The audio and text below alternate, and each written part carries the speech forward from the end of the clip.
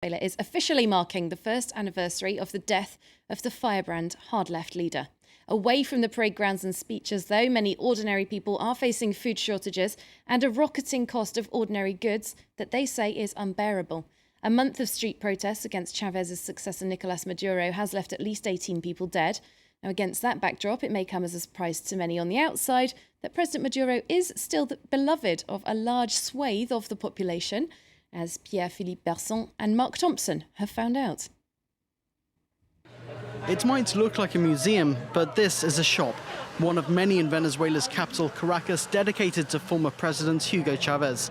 The man known as El Comandante here died a year ago, but his legend lives on. In killing Che Guevara, the Americans thought they had killed the revolution, but that was an error. Che is still selling very well, and so is Chavez.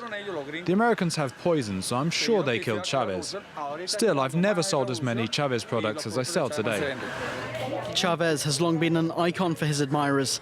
His successor, Nicolas Maduro, is having trouble stirring up the same passion. This is my most popular hat. It has all the Latin American presidents. There's no Maduro? No, I don't have any Maduro products. The current Venezuelan president's presence is nearby, though. Chavistas, die-hard Chavez supporters regularly gather on Bolivar Square to cheer on their idol's protege.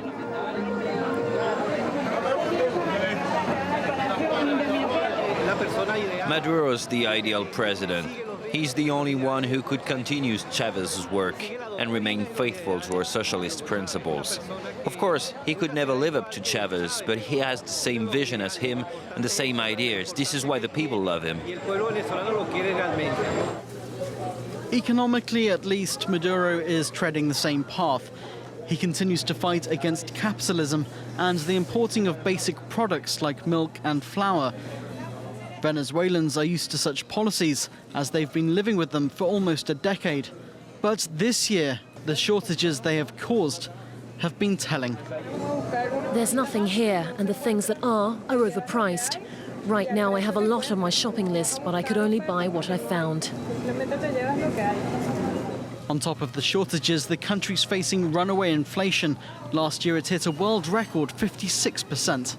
When we come here to buy something, it's 2 or 3 times the price it should be, and it will be even higher in 6 months. Sometimes the prices even increase overnight. The economic crisis has seen Maduro's popularity nosedive to below 50%, a number which threatens his legitimacy.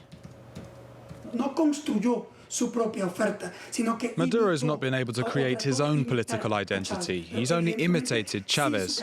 But without his charisma, intelligence, natural authority, popularity, or even a sense of humor, he remains a caricature of Hugo Chavez.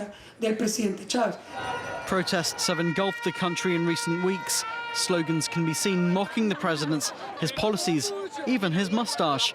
Students are leading the charge against him and demanding he step down. The country was better under Chavez. At least under Chavez, he had a firm grip on power.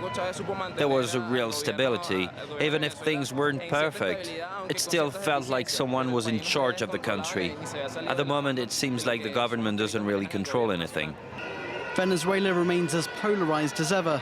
Anti-Chavez groups have switched their attention to Maduro and are even gaining in number. Their opponent has changed, but their anger remains.